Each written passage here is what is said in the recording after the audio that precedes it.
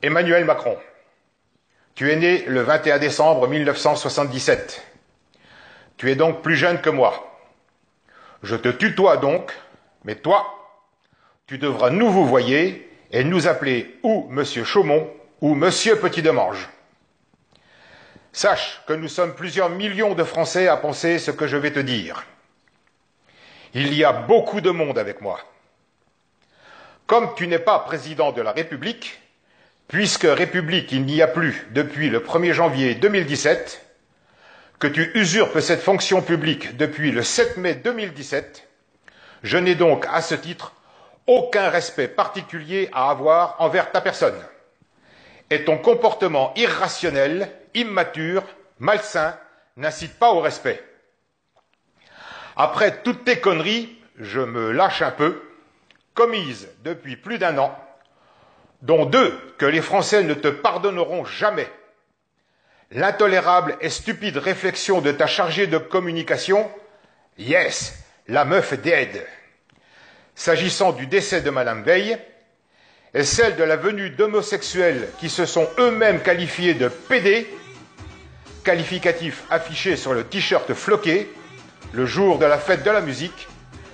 Tu es maintenant dans la tourmente de l'affaire de ton chargé de mission, Benalla, qui a lui aussi usurpé une fonction publique.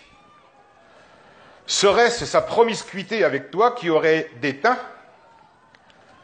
C'est fou le nombre d'usurpateurs au mètre carré présents en ce moment à l'Élysée. Macron, je te dis ceci. Pars pendant qu'il est encore temps pour toi. Chaque jour qui passe aggrave ton cas et celui de tes complices. Prends tes clics sans oublier ton claque. Tu génères une haine incommensurable, pire que Hollande. Ce n'est pas peu dire. Je comprends mieux aujourd'hui où tu es allé recruter tes gardes du corps pour renforcer ta sécurité. Même par népotisme, sache que ton chargé de mission, Benalla, ne fera jamais partie du corps des officiers supérieurs de la gendarmerie nationale, et puisque je cite l'une des composantes des forces de l'ordre, sache que le service chargé de la protection des personnalités appartient à la police nationale, pas à une bande de barbouzes. Tu es aussi voyou que ton Benalla, mais tu lui donnais tes ordres.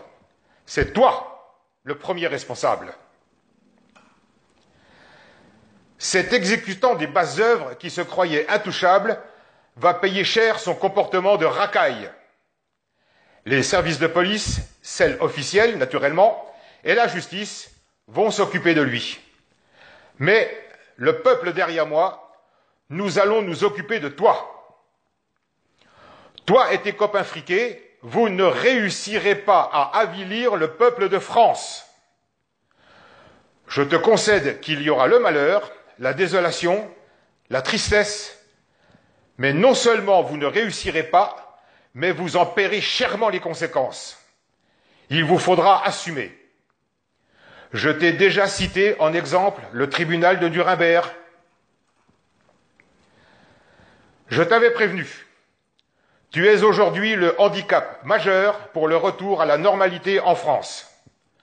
Tu n'as pas voulu écouter la voix de la raison. Le patriote que je suis te présente la facture.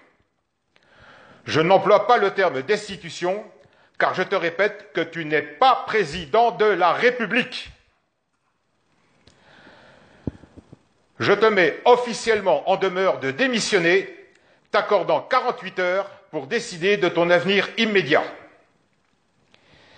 Il est inutile que tu m'envoies ta bande de vauriens.